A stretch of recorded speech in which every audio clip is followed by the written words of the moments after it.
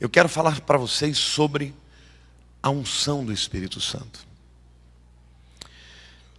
Vocês sabem que quando nasceu o Evangelho, ninguém imaginava que o cristianismo seria uma outra religião.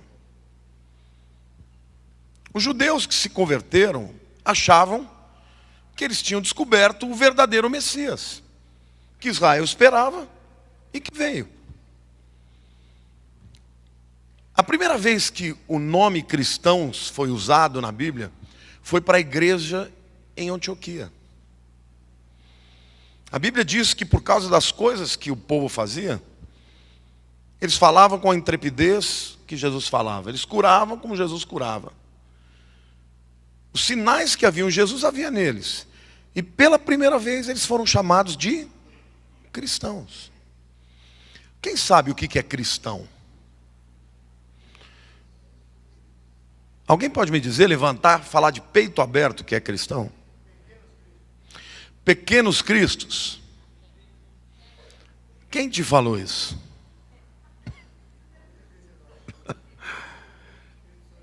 Porque no culto das 5 falaram a mesma coisa. Seria engraçado, né? Cristão ser pequeno. Estou brincando, eu queria ouvir essa resposta. Mas na verdade, a palavra Cristo é uma palavra grega que traduz uma palavra hebraica. A palavra Mashiach, que é Messias. Diga para a pessoa ao teu lado, cristão e cristão, Cristo e Messias. Diga para a pessoa ao teu lado, Cristo e Messias. São a mesma coisa. E o que Messias significa? Enviado, mas enviado mais do que isso, significa ungido. Ora, se Messias e Cristo é o ungido de Deus, o que é o cristão? Não é o pequeno Cristo, é o ungido como Jesus. Diga para a pessoa do teu lado, você tem um decreto na tua vida de ser ungido de Deus, com uma missão, enviado com o propósito na sua geração. Amém? Comece liberando a unção, aplaudindo o Senhor, declarando que Ele é bom, que Ele é tremendo. Amém? No dia que você aceitou Jesus e o Espírito Santo veio sobre a tua vida, há uma unção sobre a tua vida. Há uma missão sobre a tua vida. E hoje eu quero falar para vocês sobre algumas características de uma pessoa ungida, de uma pessoa cristã. Como ela manifesta o poder do Espírito na vida dela. Vamos começar lendo Isaías capítulo 61. Os versículos 1 a 4, que dizem o seguinte: o Espírito do Senhor Deus está sobre mim, porque o Senhor me ungiu para pregar boas novas aos quebrantados. Este texto que Isaías profetiza, Jesus repetiu esse texto no dia que ele entrou na sinagoga de Nazaré, abriu o rolo da Escritura, leu este texto. E como de costume, quando ele terminou de ler, todo mundo olhou para ele e falou, vamos ver o que ele vai comentar a respeito. E naquele dia ele disse, hoje se cumpriu em mim esta palavra. Em outras palavras ele disse, eu sou esse ungido de quem Isaías falou. Sou eu quem veio para pregar a boa nova. E eles pegaram Jesus e levaram para um monte chamado de Monte do Precipício. Adivinha por quê? Porque eles quiseram jogar Jesus lá de cima. Mas a Bíblia diz que ele se desvencilhou e atravessou a multidão. E todo mundo ficou.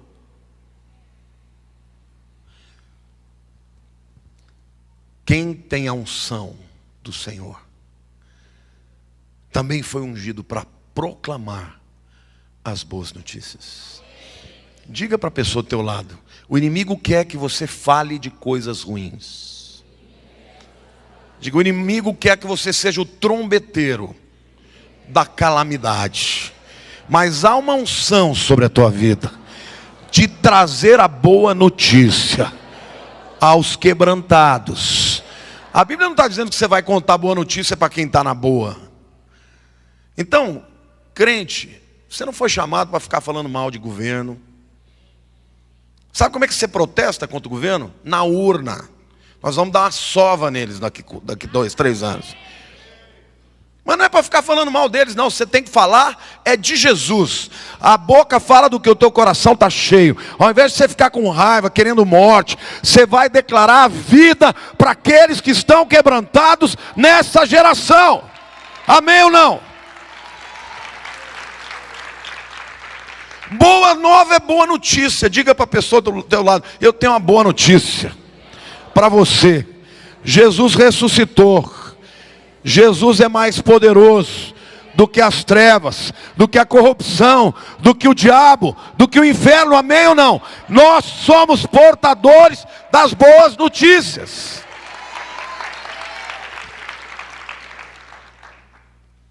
Porque toda vez que começa esse diz que me disse, essa falação, fica todo mundo, parece que cheio de ódio, de incredulidade, de falta de esperança. E os crentes ficam: ai meu Deus, o que vai ser do futuro? Estou nem aí. Meu futuro está escrito no livro da vida. Quem cuida de mim é o Senhor, amém? Na tua casa não vale encantamento. Na tua vida não vale maldição. Quem comanda a tua vida é o Senhor, amém? Diga para a pessoa, te aplauda, libere, declare, creia.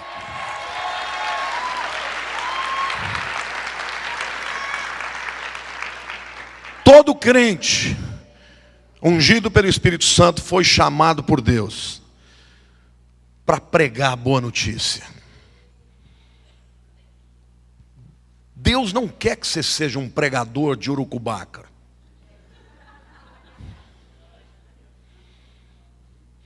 Querido, não é você que é bom, não é você que é grande.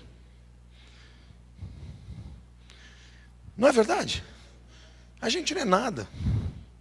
Eu sou o subtroço do vice-treco. Pequenininho. Mas o poder de Deus na minha vida opera.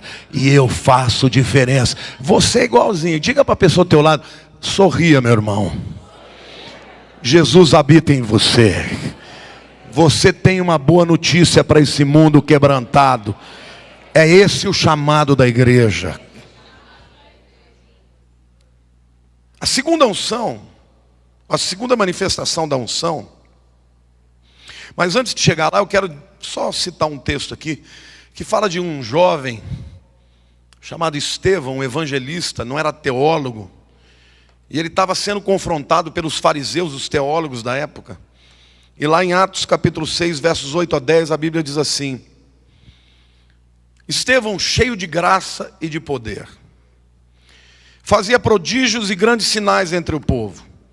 Levantaram-se, porém, alguns dos que eram da sinagoga, chamada dos libertos, dos sirineus, dos alexandrinos e dos da Cilícia e Ásia, e discutiam com Estevão. Diga para a pessoa do teu lado: toda pessoa cheia do Espírito Santo vai levantar oposição.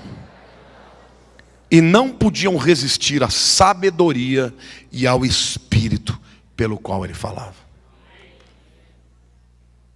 Está me entendendo? Quem tem a unção de Deus, ainda que se levante oposição, ninguém lhe resistirá. Amém? Quantos aqui querem essa unção na sua vida? Diga assim: meu nome é de cristão. Cristão é ungido. Diga: o Espírito de Deus já está em mim.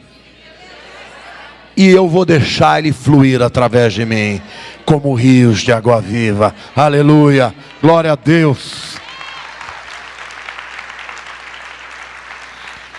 A unção de Deus você não pode ver, mas você pode sentir. Você vê a eletricidade, mas você sente ela, não sente? Bota a mão numa corrente, o que acontece? Eu me lembro que quando eu era recém-convertido, eu fui orar por uma moça que tinha um monte de demônios. Mas eu tinha uma manifestação, logo que eu me converti, onde eu entrava que tivesse um endemoniado, manifestava. E aí eu comecei a falar do demônio como se ele fosse um indivíduo qualquer. Demônio, onde eu chego, eles fogem. Chuto na traseira deles. Até que um dia, eu estava na minha casa, eles resolveram fazer uma visita para mim. E eles invadiram o meu quarto, que eu via cores, eu via cheiros, sentia cheiros, ouvia vozes, e eu não podia nem pensar em Deus, de tanto palavrão que vinha na minha mente. Durante uma semana, eu lutei contra isso. Eu falava, eu não vou pensar em Deus, porque se eu pensar em Deus, eu vou blasfemar. E um dia eu estava falando com Deus, falei, Deus, e agora? Porque eles também falavam, você já blasfemou contra o Espírito, se joga. Eu cheguei a subir numa janela do 10º andar, que era onde eu morava, e ele falava, pula que vai acabar o seu sofrimento. E eu pensei assim, se eu vou para o inferno, eu não vou antecipar. Se eu vou para o inferno, eu vou deixar acontecer naturalmente. E pulei para trás. Mas sabe quando você é novo convertido, você não tem muito entendimento da palavra, e eles tentando invadir minha mente? Você entende do que eu estou falando, né? No dia seguinte, o Caio, meu irmão, ligou para casa, ele morava em outra cidade, ele não sabia de nada, porque eu não falei para ninguém. E ele começou a falar comigo, ele disse, Deus me mandou te ligar, para dizer que Jesus te ama. Mas ele me falou para você nunca acreditar que você tem poder em si mesmo. Porque se você achar que você pode alguma coisa, você vai receber uma sova dos diabos, dos demônios. Mas no poder de Deus ninguém vai te resistir. E quando ele foi falando aquelas palavras, né, como irmão mais velho, eu fui chorando, chorando. E os demônios que estavam ali começaram a sair da minha vida. E nunca mais eu brinquei com a coisa de Deus. Hoje eu continuo dizendo, se eu estou cheio de Deus, eles não podem comigo. Mas eu sempre digo, não é por mim. Porque eu sou o subtroço do vice-treco. Mas cheio do Espírito, ele não me resiste. Amém? Diga para a pessoa ao teu lado, não tenha medo do demônio não. Diga, seja instrumento de bom testemunho. Porque Deus habita em você. Aplauda ao Senhor. Diga, eu te amo, Jesus.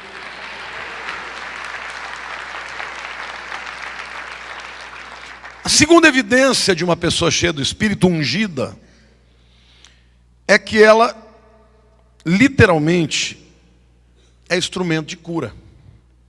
O texto que nós lemos diz, porque o Espírito do Senhor está sobre mim, porque o Senhor me ungiu para pregar aos quebrantados e enviou-me a curar os quebrantados de coração. Diga para a pessoa do teu lado, diga assim, enfermidade não é o propósito de Deus.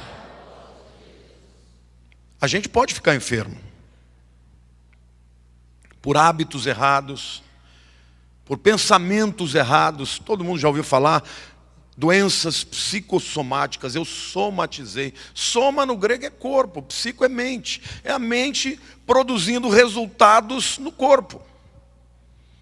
Mas não é a vontade de Deus. Por isso que a Bíblia diz que você tem que declarar palavras de esperança. Amém? Quero me lembrar daquilo que pode me dar esperança. Olha para o teu irmão do lado. Para de falar besterol. Fale a palavra. Diga, as palavras de Deus é saúde para o meu corpo. Amém? Glória a Deus. Glória a Deus, você tem que ser instrumento de cura. Em primeiro lugar, cura para a alma.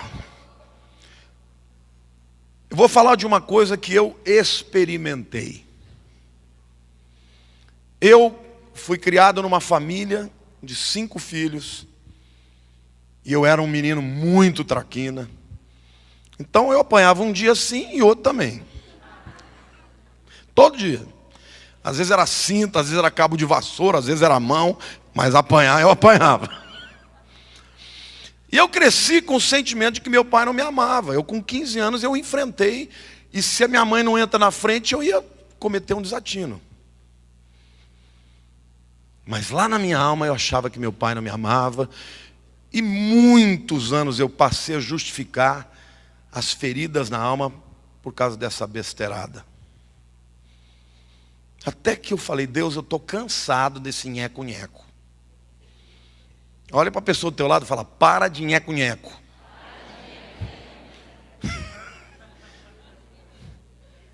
Ficar lambendo a ferida.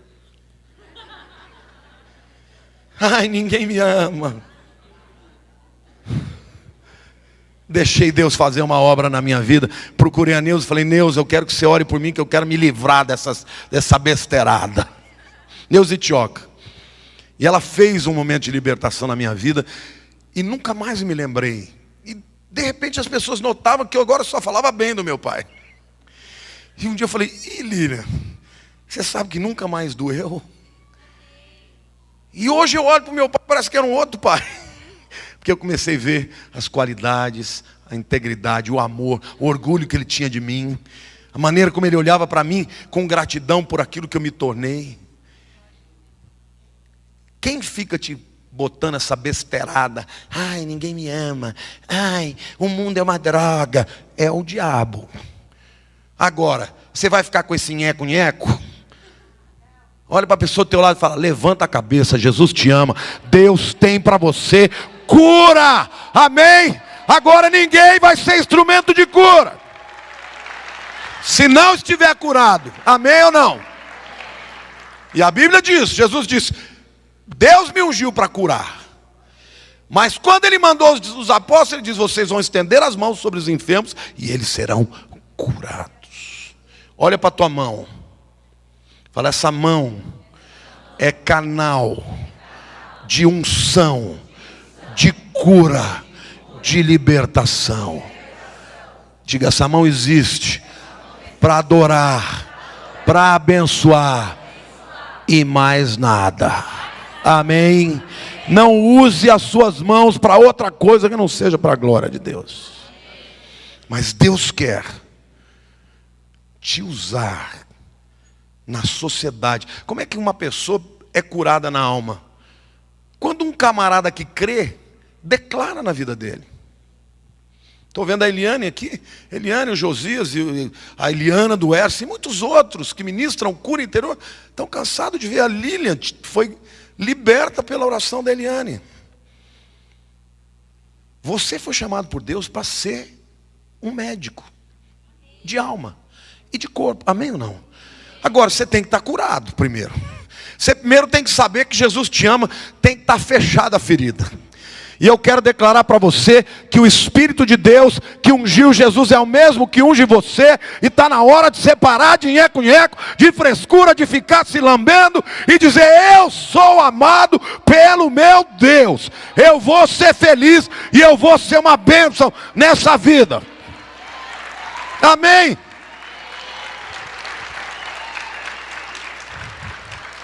Não penso que eu não te entendo, eu te entendo. Eu passei anos da minha vida. Eu já era uma bênção, mas só que lá no meu cantinho ficava, ai, por que Deus, que Ele não me amou? Para com isso, deixa Deus te usar. Se você, ao invés de ficar alimentando essas dores, essas justificativas, falar, Jesus, o Senhor me amou, o Senhor me ama, eu posso ser uma bênção e eu quero.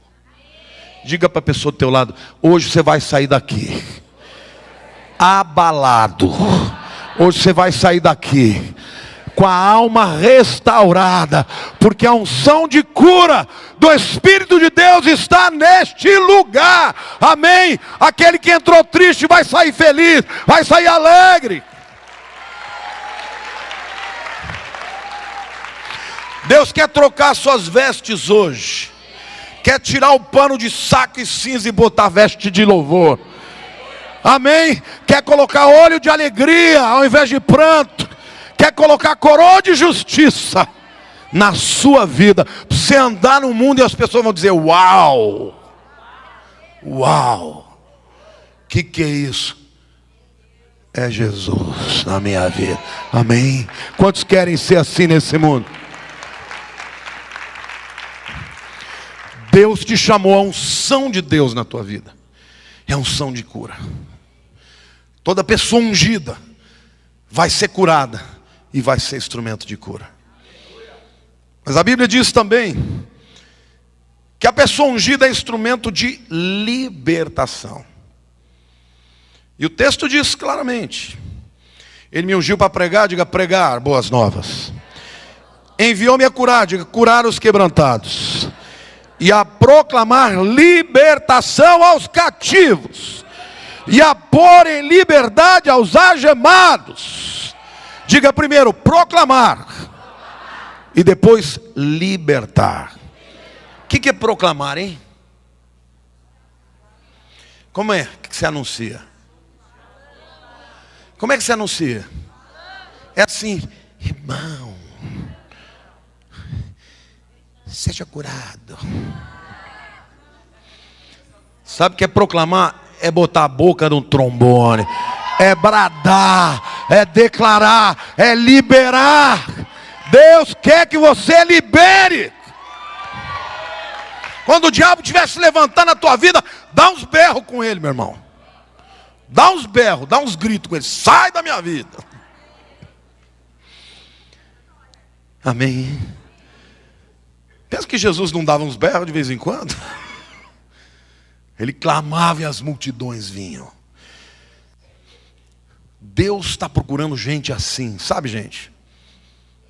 Dentro do mundo epistemológico, há uma definição, uma diferença entre filosofia e teologia. A filosofia fala sobre Deus, e tem muita gente que fala sobre Deus. A teologia fala de Deus. O primeiro fala de algo quando está fora dele. O segundo fala algo quando está dentro dele. Usando esta diferença epistemológica, eu quero dizer que o que Deus faz com o ungido é que Ele não fala da experiência do outro. Ele fala da sua própria experiência. Quantos aqui querem ter uma experiência diária com o Espírito Santo? A cada dia. Quantos querem ter as suas próprias experiências de cura interior, de cura física, de falar e a pessoa se converter? Quantos querem? Diga, eu quero. Porque você já é ungido por Deus. O que você precisa é liberar. Olha para o teu irmão do lado, diga, você vai ser um libertador. Satanás quer meter uma cadeia em você. Quer te botar no cilindró. Quer botar um cadeado nos seus pés. E a Bíblia diz que Deus vem para te libertar de qualquer cadeia. Então não fica com medo, porque não tem demônio que possa fazer algo. Só faz você deixar. Ou se você descrer. Você quer entender o que é a unção? Olha para o teu irmão e diga, você é uma Ferrari. No mundo espiritual você é uma Ferrari. Diga, mas para ela andar precisa de uma chave. Diga, a chave é a fé. E para ela andar ela precisa de combustível. Diga, o combustível é a unção do Espírito. Diga assim, Ferrari sem chave, sem gasolina, não anda. Mas você é uma Ferrari. E Deus está dizendo, pela fé eu vou ligar essa chave. Pela fé eu tenho combustível no meu tanque, porque eu vou me encher do Espírito Santo. E Deus vai me usar. Amém. Aleluia. Diga para a pessoa ao teu lado, levanta a cabeça, meu irmão. Você foi chamado por Deus para ser mais do que vencedor. Diga, todo crente cheio do Espírito Santo proclama boa nova. Todo crente cheio do Espírito Santo foi chamado para curar. Todo crente cheio do Espírito Santo foi chamado para libertar. Amém. Todo crente cheio do Espírito Santo é um adorador. Efésios 5, 18 a 20 diz o seguinte: e não vos embriagueis com vinho, no qual há dissolução, mas enchei-vos do Espírito, falando entre vós com salmos, entoando e louvando de coração ao Senhor, com hinos e cânticos espirituais, dando sempre graças a Deus por tudo, ao nosso Deus e Pai, em nome do Senhor Jesus Cristo. Como é que eu me encho de combustível do Espírito Santo? Aqui está dizendo como. Qual a primeira coisa que ele diz?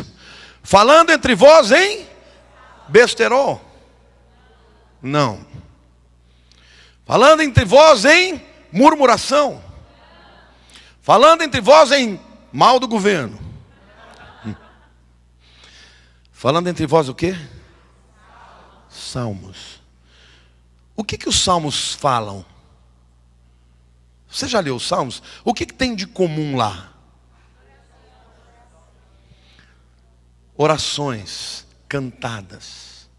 Muitas vezes o camarada está abrindo o coração e falando das mazelas, mas ele começa mal e termina dizendo: mas eu sei que tudo podes. Amém.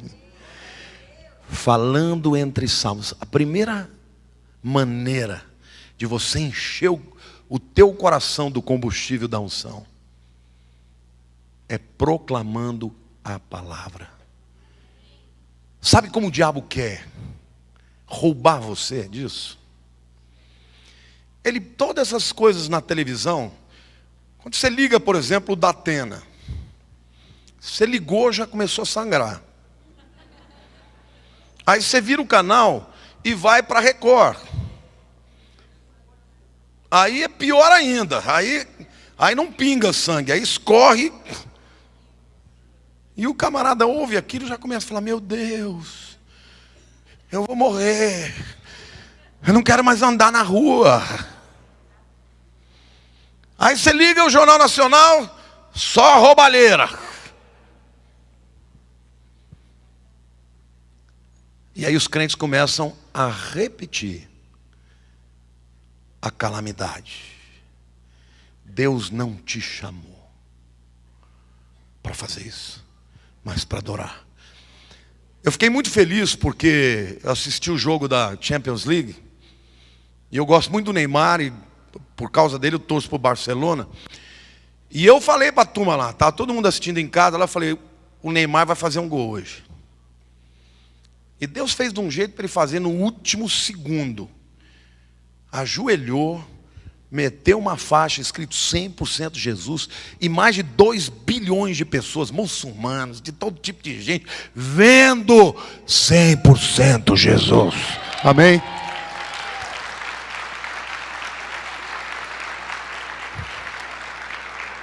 Aí hoje de manhã eu abro o computador, vou ler as notícias da UOL, eu vejo lá o seu Juca Kfouri metendo pau nele. Onde já se viu ficar falando da sua fé? Por acaso quem perdeu não pode ter Jesus? Vocês já repararam que pode ter qualquer manifestação que todo mundo aplaude? O Neymar botou uma faixinha e o cara está virado contra ele. Agora, se o fulano vai lá, quer sair na marcha gay, botar coroa de abacaxi na cabeça, fazer tudo, todo mundo aplaude. Agora, falou de Jesus, o inferno estremece. Mas graças a Deus por aquele menino com 23 anos, ele pode não ser perfeito, mas ele não se envergonhou da sua fé. E Deus está te dizendo: se você estiver pronto para dizer eu vou exaltar Jesus, Deus vai te levantar, vai rebentar todos os grilhões da tua vida e vai te levantar nessa geração corrompida. Amém ou não?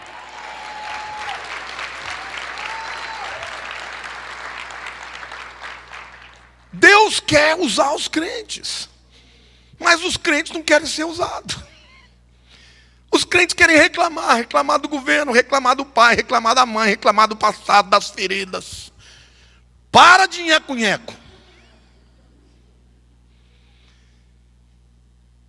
Decida: eu vou deixar o Espírito fazer a obra completa. Cabelo, bigode, barba, tudo. Deus quer te vestir de vestes novas, vestes da justiça. Deus quer que você ande nesse mundo e as pessoas digam: carvalho de justiça, plantados pelo Senhor para a sua glória. Amém, meu querido irmão? Amém, meu irmão? Diga amém. Diga: eu quero na minha vida. Aplauda, libere o céu, libere a alegria, o júbilo.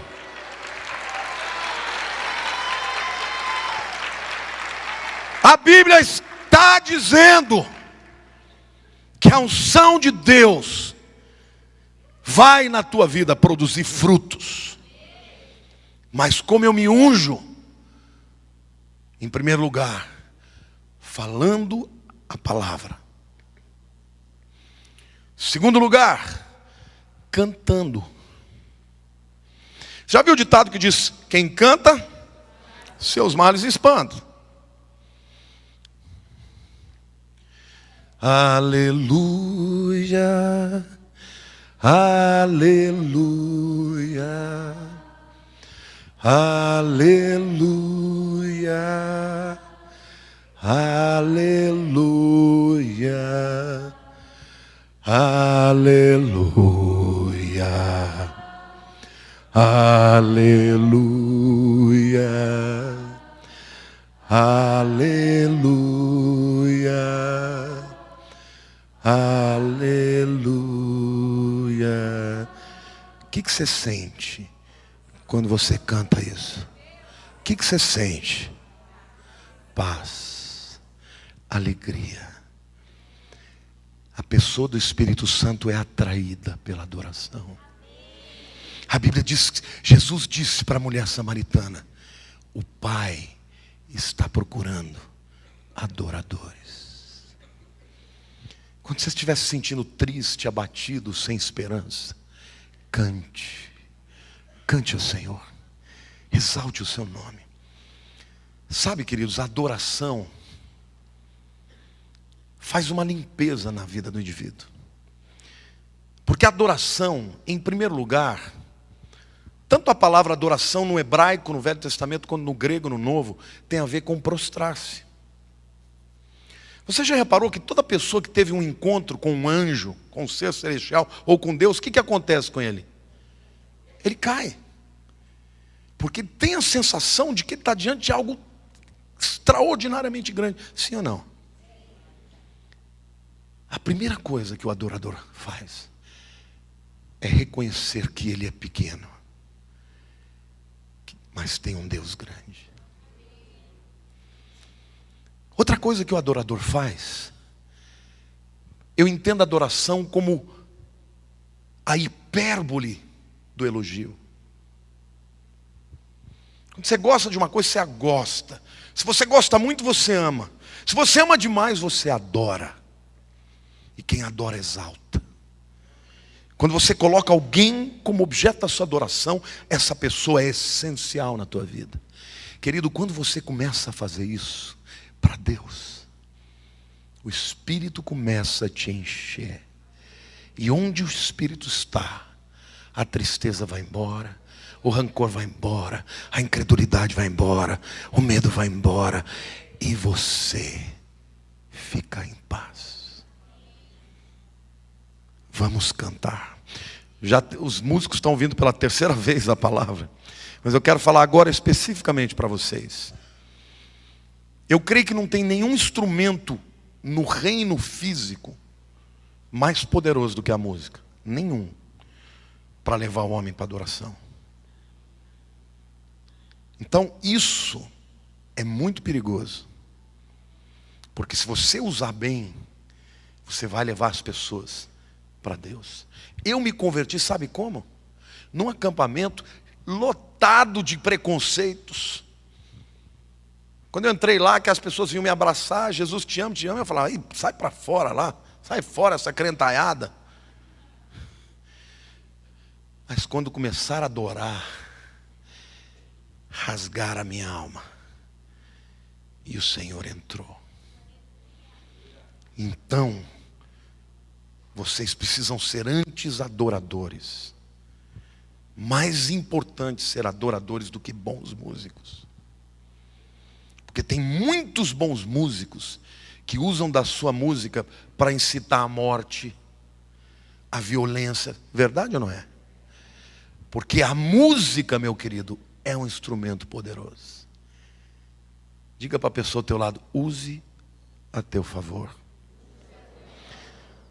Está triste? Cante ao Senhor. Cantai ao Senhor um cântico novo. Cantai ao Senhor todas as terras. Bendizei o seu nome, proclamai a sua salvação.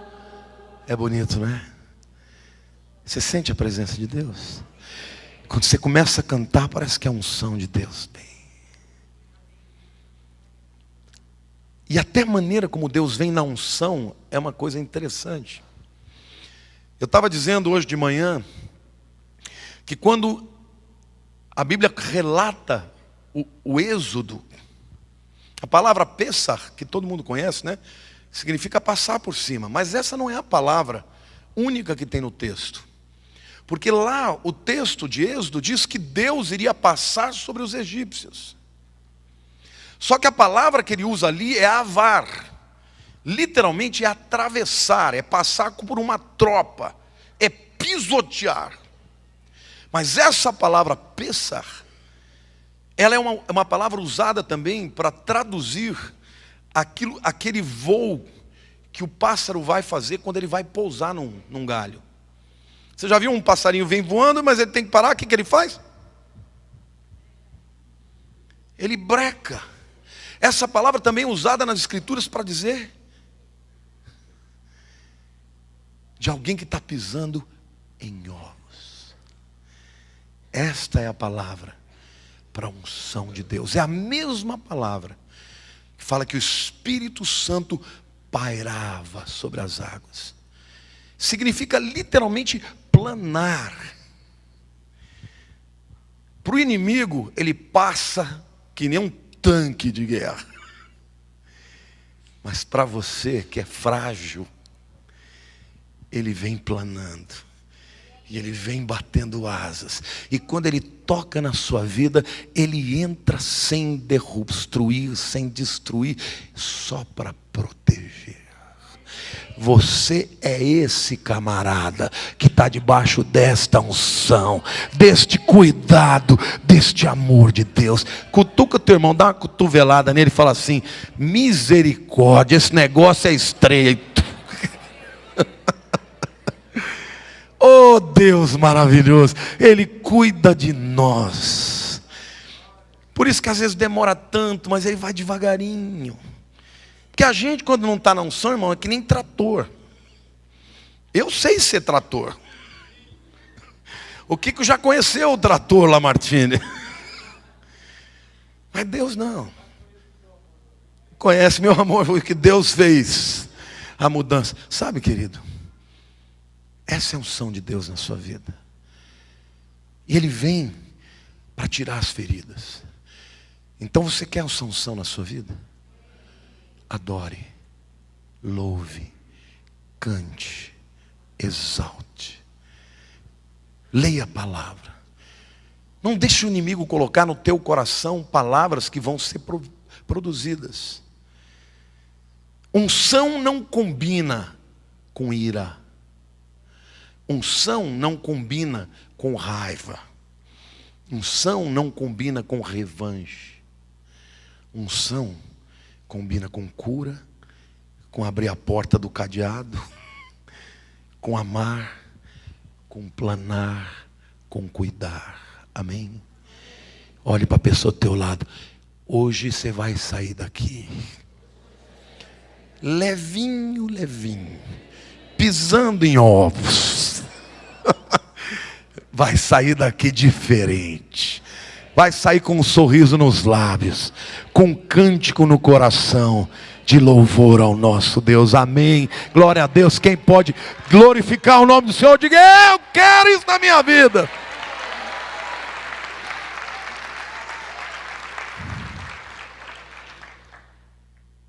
É melhor a unção de Deus do que o nheco-nheco, não é? Fala assim, show nheco-nheco.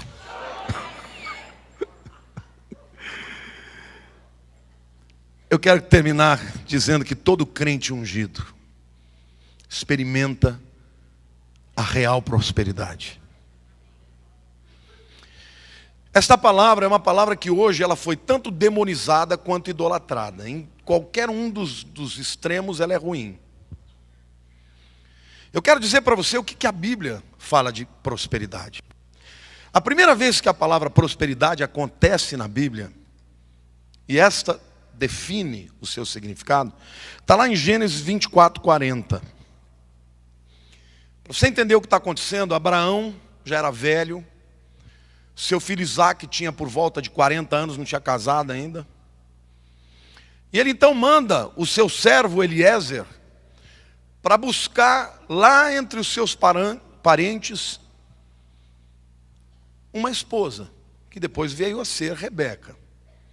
E ele diz, olha, vai lá e traga uma das mulheres da minha família, não quero que pegue de fora. E o servo fala assim, mas e se eu não encontrar, e se ela não quiser vir? E Abraão fala para ele, Deus vai prosperar o seu caminho. Nessa hora, Eliezer já encontrou a família, já está lá sendo recebido por todo mundo, e ele conta o que Abraão lhe disse. E lá o texto diz assim, ele me disse, está falando do que Abraão falou para ele, o Senhor em cuja presença eu ando, enviará contigo o seu anjo e levará a bom termo, diga, levará a bom termo, a tua jornada, para que da minha família e da casa do meu pai tomes esposa para o meu filho.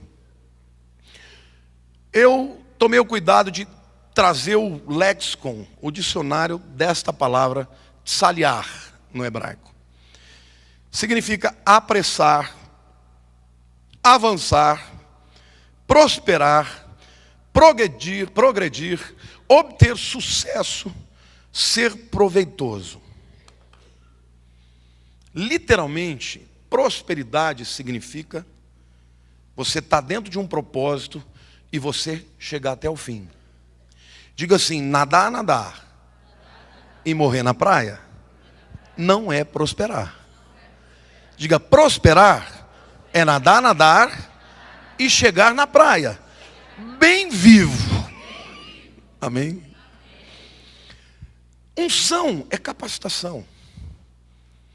Quando Deus te dá um propósito, um chamado, uma missão, Ele te dá dons, capacidades, habilidades, mas além disso, Ele te dá unção, para que você prospere no chamado que Ele tem para você. Se você, meu querido, não está prosperando, saiba de uma coisa, você não tem que pedir a Deus prosperidade. Você tem que pedir a Deus que Ele revele a tua missão. Porque o dia que você descobrir a tua missão e obedecer, Deus vai fazer chegar em você os recursos que você precisa. Você crê nisso? Eu quero provar isso para você. Eu quero perguntar, quantos aqui acham que Jesus era milionário? Jesus era rico? Jesus era pobre? Jesus era o quê? Próspero. Como é que ele prosperava? Bom, primeiro, ele sempre teve mulheres ricas que mantinham o ministério dele. Olha para o teu irmão do teu lado. Sempre as mulheres têm mais visão que os homens. Meu querido, você que é homem falou, não gostou, paciência. Mas é verdade. A mulherada está sempre na frente, no crer, no fazer, e os homens ficam travados.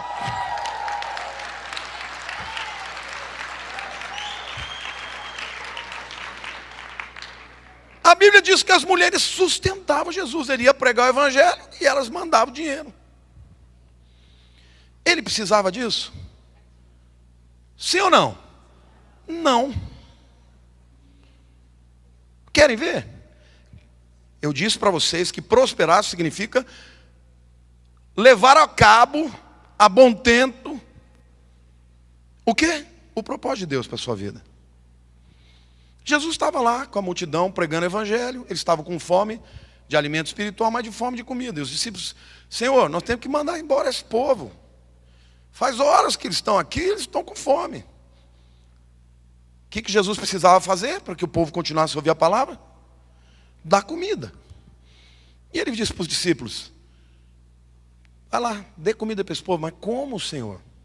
Nós estamos longe, não tem aonde pegar comida para todo mundo. Só tem um menino aí com 5 pães e 2 peixes. Diga para a pessoa ao teu lado: o pouco nas mãos de Deus vai sobrar. O mesmo Jesus que recebia das mulheres, naquela hora falou: não vou receber de ninguém, não, eu vou multiplicar mesmo. E os pães foram se multiplicando, os peixes foram se multiplicando, todo mundo comeu, se fartou, e ainda sobraram 12 cestos. Querido, quando você estiver na obra de Deus para a tua vida, no lugar que Deus te chamou, naquilo para o que você foi chamado, a Bíblia está te garantindo, não vai faltar recurso. Amém? Quantos querem descobrir o propósito de Deus na sua vida?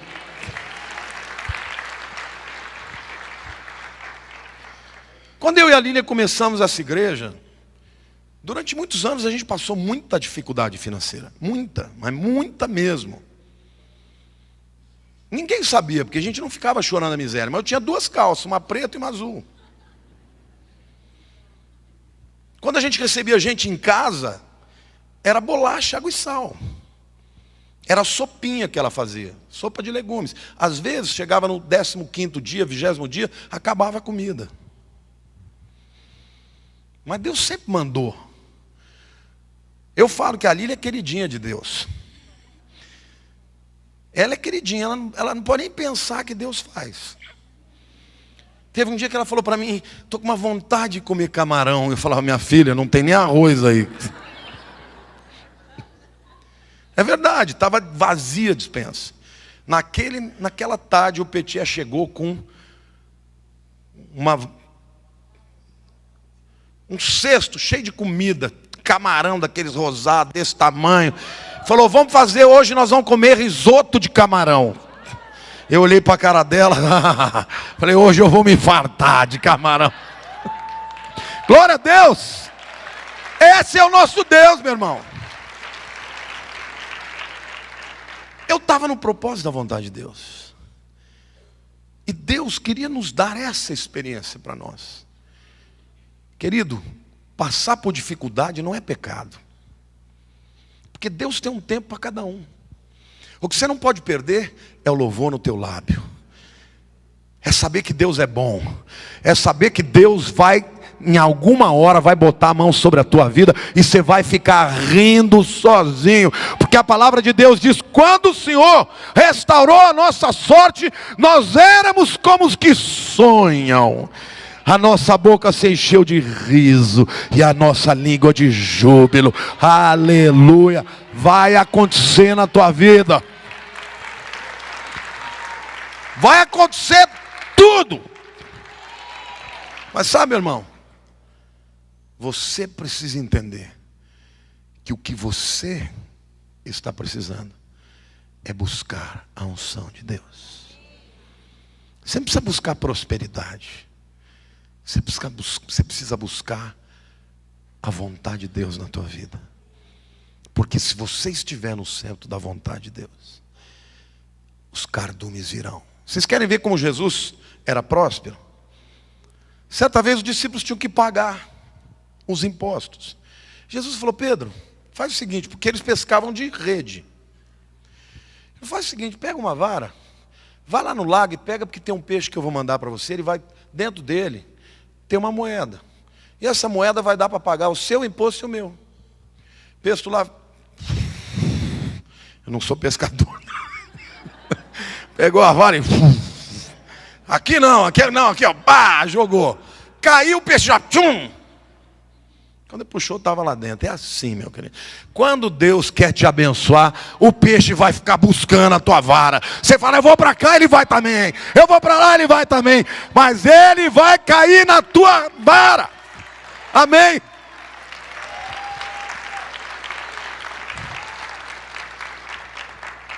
Os discípulos pescavam a noite inteira. Não pescaram nada. Jesus: joga para o outro lado. Era tanto peixe. Só para te dizer que se te contar a história, que com Jesus é tudo sem nada, te contar a história pela metade. Porque quando os discípulos obedeceram a ele, eu não sei se ele tinha revelação de onde estavam os peixes, ou simplesmente os peixes foram para o lugar que ele mandou. Mas a provisão veio. Deus, neste tempo de crise, vai fazer milagre na vida de quem crê. Por isso, pare de declarar que não vai dar certo na tua vida. O que agrada a Deus é dizer: Senhor, se o Senhor está tratando comigo, eu te louvo e te adoro. Mas com a minha boca, eu não vou dar glória para o diabo dizendo que não vai acontecer na minha vida. Porque o Senhor é meu Pai, e meu Pai que me ama, e que provê, que cuida de mim, amém? Glória a Deus. Quantos querem dizer eu creio?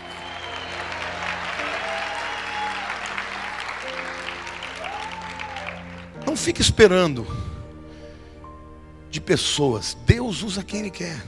Ele pode usar as mulheres, mas pode usar os peixes.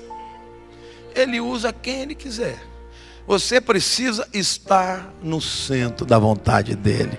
Amém? Olhe para a pessoa ao teu lado. Você já sabe qual é a tua missão? Diga, porque se você estiver na tua missão, a unção vai fluir e a prosperidade vai te acompanhar. Você crê nisso?